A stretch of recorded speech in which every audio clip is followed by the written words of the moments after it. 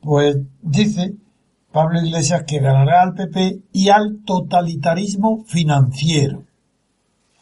Esta frase entrecomillada denota la ignorancia que tiene Pablo Iglesias, no solo de la ciencia política, sino sobre todo de la economía.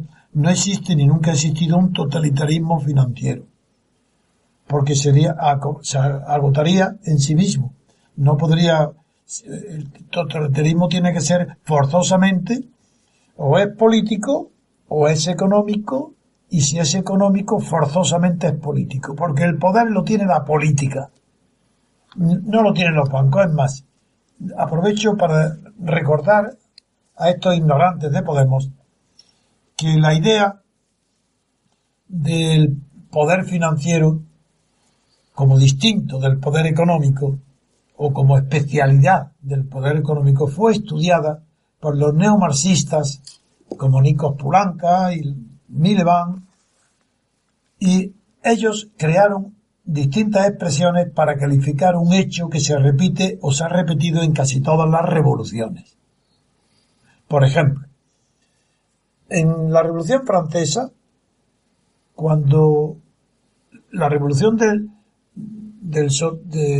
burguesa, la de Luis Felipe de Orleans, que lo sorprendió estando él escondido en un jardín de su casa porque creían que iban a por él, eso estuvo dirigida por la clase financiera, la FITE en concreto, que además de ser la FITE, claro, el industrial, también era un financiero de primer orden en Francia. La finanza aparece en un golpe de Estado que no es revolucionario, pero que sí modifica la relación de fuerza entre las distintas ramas de la economía. Pero es que en Rusia, cuando el gobierno de Kerensky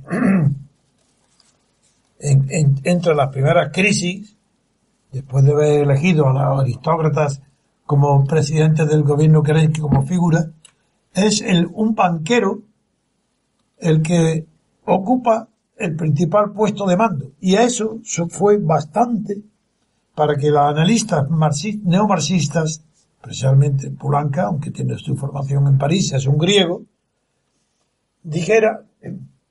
distinguiera entonces dentro de la clase dominante, creara un término para decir clase reinante.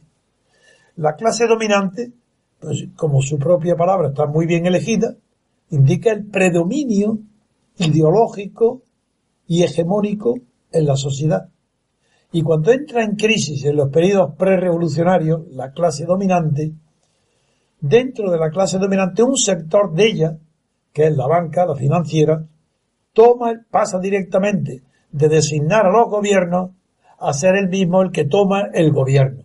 A eso es lo que se llama cuando la clase reinante, que es la financiera, ocupa el gobierno.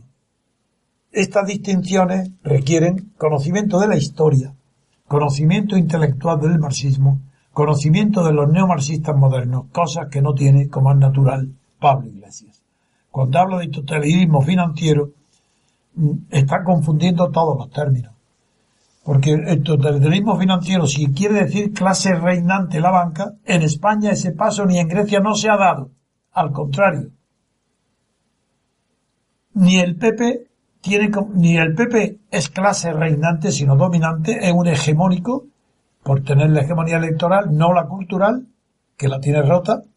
Pero lo que me importaba antes de seguir, es que la palabra totalitarismo financiero tiene un significado en la ciencia, en los análisis políticos, que todavía no están desde el punto de vista científico, pero sí desde el punto de vista marxista, muy diferente del que le da Pablo Iglesias, que ignorando todo esto, llama totalitarismo financiero para dar la imagen de que la banca es la que tiene todo el poder en todos los sectores, porque para que haya totalitarismo se requiere que todos los sectores sociales estén bajo un solo control, todos. Incluso la educación, incluso la sanidad, todo. Y a eso le llama totalitarismo financiero, demostrando con ello su gran ignorancia.